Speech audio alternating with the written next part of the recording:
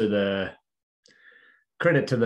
the core group and the senior players of that test team that allows for an environment that players can come in, feel settled so quickly, and then obviously perform as well as they have. So really pleased for the individuals. That's one of the great parts of the job is being able to tell someone that they're playing their first test. And then obviously to see them all perform so well in the roles that they've been given has been wonderful. But yeah, I think a lot of the credit there goes to the players and the staff that are around the group to allow them to settle in. So there was a few moving parts, obviously, for Scott to grab that opportunity. But you're always one thing that the last couple of years have taught us is that you've always got to have a few contingencies up your sleeve. So he's been on that radar. We've spoken a lot about our desire to try and build some depth and build some robustness within our teams. I guess that it all just fell into place. Thanks, George. Cheers. Tom Decent. Hey, George. Just wondering how much of a selection headache that is now with Scott and his figures, or is it sort of just inevitable that the big boys will come back? No, it's a headache. It's a great headache. We don't mind a headache at this time of year, do we? So that all works out pretty well. I would much rather have that headache and some tough decisions to make than be scratching our heads trying to find a solution for a problem. Looking forward to working through that one. Obviously some hard conversations to be had at some stage, but would love nothing more than a full squad to be able to pick from. And just as well, now the sort of series is wrapped up, do you see value in giving Swepson a crack at the SCG, obviously with some future tours in the pipeline as well? Yeah, if the conditions suit, we'd love to give Sweppo a crack. One of the things I think is really, really hard, and I think Michael Ness has been the biggest example of this over the last couple of years, is that being on the periphery of some of the teams, particularly given some of the squad sizes we've had to carry as contingencies, it can make it really hard because you're so close. But you're not necessarily playing as much for your state or even your big bash franchise as you'd like. So we've got no doubt that whether it's the SCG or whether it's sometime in the future, that Sweppo's ready. Love having him around the group. Love everything he's bringing. His cricket gets better and better. He's a great young leader. Would love nothing more for him to get an opportunity, but it'll probably be conditions dependent. Scott Bailey. Yeah, George, just wondering, did you have plans on potentially resting? Obviously, Mitchell Stark's the only quick not to have missed the game so far. Did you have plans on potentially resting him going to Sydney? And do those plans, are they revisited or rethought given the way the Melbourne Test is wrapped up and how few overs had to be bowled there in the end? One bone of contention. No one's ever resting, particularly the fast bowlers. There's no such thing as a rest, because if they're not playing, they're working their backsides off to get their physical conditioning right. So we need to stop using that word. But we also need to understand that there is at different stages, not just this series, but at different stages throughout the year, there's a hell of a lot of cricket across a range of formats, and that's a challenge. Talk about good headaches. The fact that we have Pat, Josh, and Mitch as three premier world-class fast bowlers across all three formats is a great problem. A great credit to them. That's how highly skilled they are. So it's something that you're always looking at. But I couldn't speak more highly of Starkey this series on the face of Hoff not being there. Paddy missing the second test. I'll echo Pat's words from the other day. I think he's stepped up and he has led the attack. I think he's bowling as well as I've ever seen. So if I could just go one more, is your plan for, and I definitely, okay, management rather than rest of it, is your plan for Sydney now different to what it was 6 days ago? When you, like, I imagine there's a fair bit of forward planning that go, I know you don't know what your 11 is going to be, but you'd have a fair bit of forward planning there. Is your plan now different to what it was? Yeah, well, your plans are constantly changing because you don't know what you can't probably, you've got no idea how many overs the bowlers are going to bowl or whether you're going to bowl first or second or bowling on the last day. So you've got to stay pretty fluid around that, and then obviously weigh up how guys are pulling up. So, all of those effectively today would have been day 5. So, our quicks in particular not having as heavy a workload as they had in Adelaide, and a couple of extra days off, which will all work in their favour. Sam Landsberger. Morning, George. Just wondering, outside of sort of the guys in the Ashes squad, with conditions so different for the tours coming up in 2022, who are some of the names that you're keeping an eye on, particularly maybe from a batting point of view, who you think might excel in those conditions that could potentially play Test cricket next year? Sam, I'd prefer not to start singling out guys, but there's no doubt that playing in subcontinent conditions, Pakistan is a place we haven't toured for upwards of 20 years, I think. Sri Lanka, we know from tours in the past, can be particularly challenging as well. So all great challenges. And there can be different skill sets that are required. It's a bit of a hard one at times because you can trawl through a lot of stats in Australia and look at who your perceived best players of spin are, but I think it's a very different spin, or the conditions are very different. And it's hard to necessarily get a read from one to the other. So inevitably, I think cricket, we talk a lot about it being a problem-solving game. Your best cricketers tend to be your best problem solvers, and for a lot of them, it's just about exposing them to those conditions for long enough so that they start to get a feel of how to adapt their game. So one more, sorry, if I could, George, just quickly, I think you're going to have to pick different teams for Pakistan and New Zealand, given how the schedule marries up again. Do you think that's sort of evidence that maybe there should be different coaches for both? I mean, is it heading that way that different squads, splitting the coaching roles might make sense going forward? Yeah, I think that's always something that could be looked at. I think depending on who the coach is, who the captain is, what your sort of mix is across the formats in terms of your, how many players go across formats, all those things, which are constantly changing, aren't they? They probably give you a different answer as to where you might go with that. How busy the schedules are, what World Cups are coming up. So all of those things provide different challenges. But I do think that we're certainly heading down and just obviously the last 2 years as well, the sacrifice that the staff, coaching staff and players have made in terms of time away from family, and the touring bit there's always lots of time away from family, but then the added quarantines and challenges of being able to get home and actually spend some time with your family have got to be acknowledged. Mitch Cleary. George, just specifically on Josh Hazlewood, what do you need to see from him in the next 6 days in order for him to put his hand up? I've got pretty good faith in Hoff knowing his own body and trusting his own body. So, he'll build up as he would before any sort of test. I think he's having another bowl today. He'll obviously talk a lot with Andrew McDonald and David Beakley and the team to see how he's going. But I've got pretty good faith that if Hoff's confident and he says he's right to go, I think we back him in. He's earned that trust.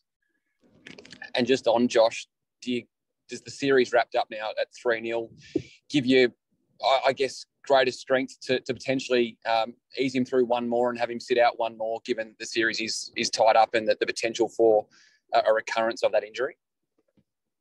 Again, I think that's something that I think he'd want the injury to reoccur. So that's happy to leave that sort of decision with him and with with the guys that will work with him from a physical point of view. I think if you talk to the players, I know the series is wrapped up, but I'm not entirely sure.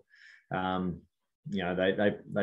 put a hell of a lot of pride and effort into each and every test, and I don't think the series being wrapped up will take away from that. For Hoff in particular, the opportunity to play a test match in his home state as well. So I think there's always plenty to play for.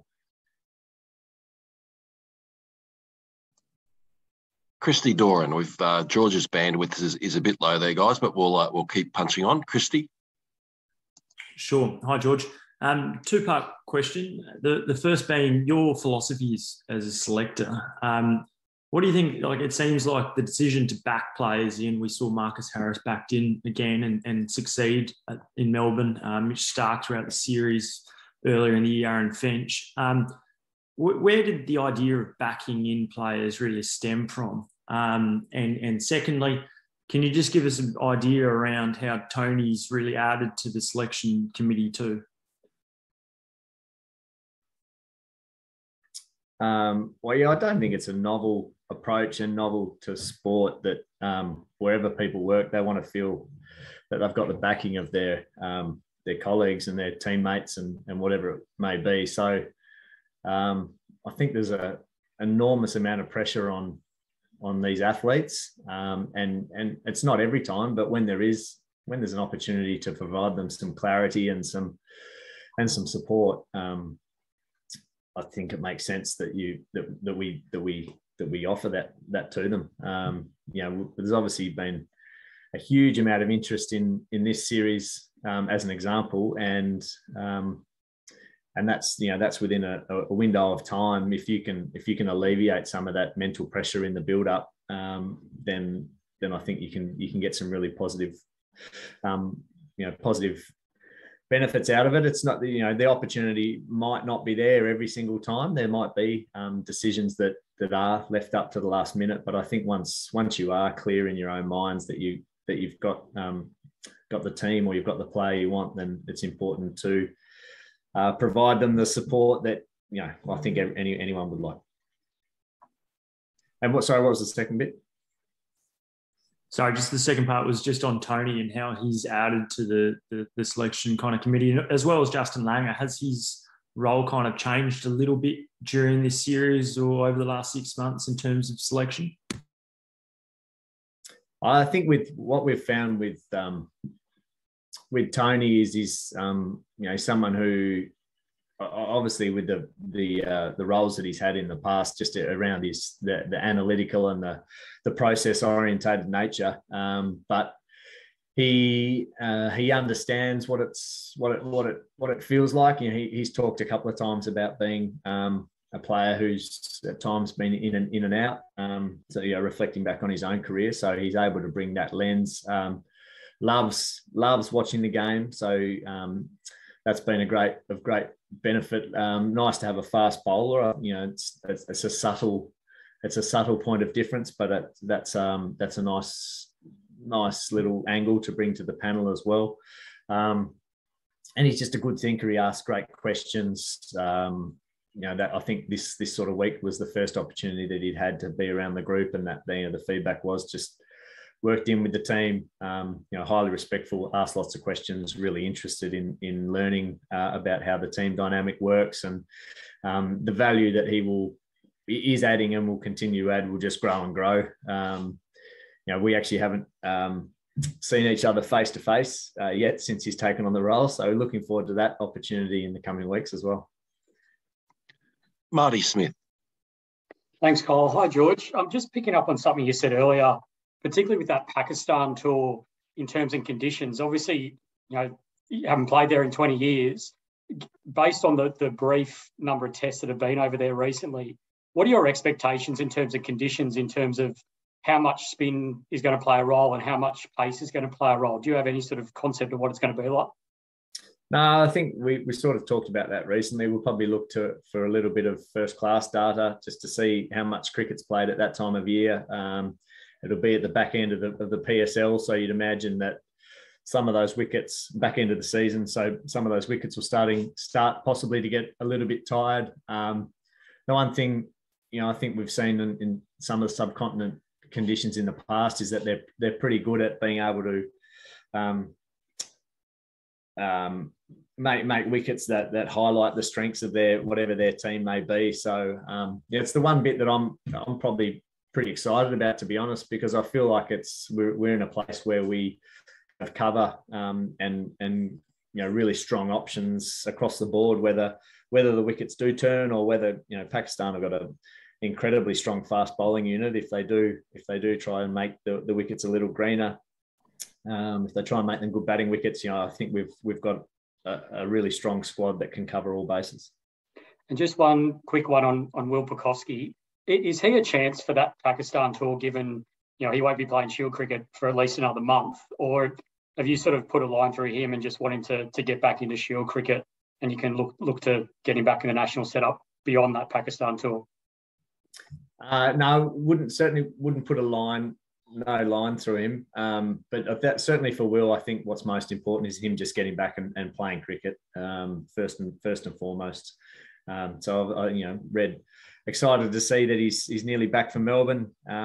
So that's great, and he'll continue to build from there. Thanks, George.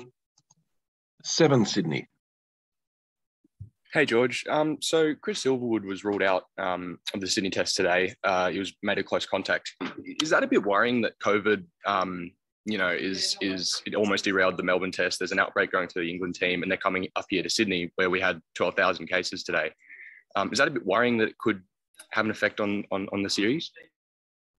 I don't think it's particularly unexpected. There's been a power load of work, and I wouldn't be across a quarter of it behind the scenes to try and ensure that the series can go ahead, and there's contingencies and plans that are in place.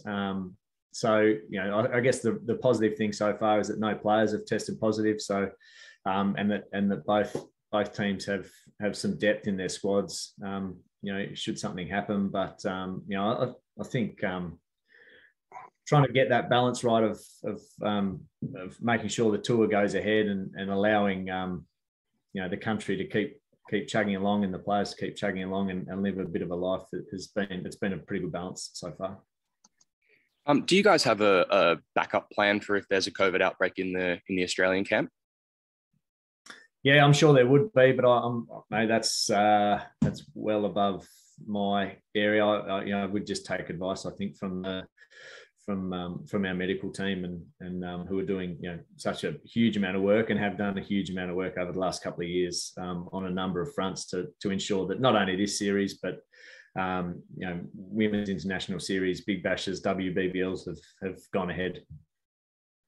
And one more question, if that's okay.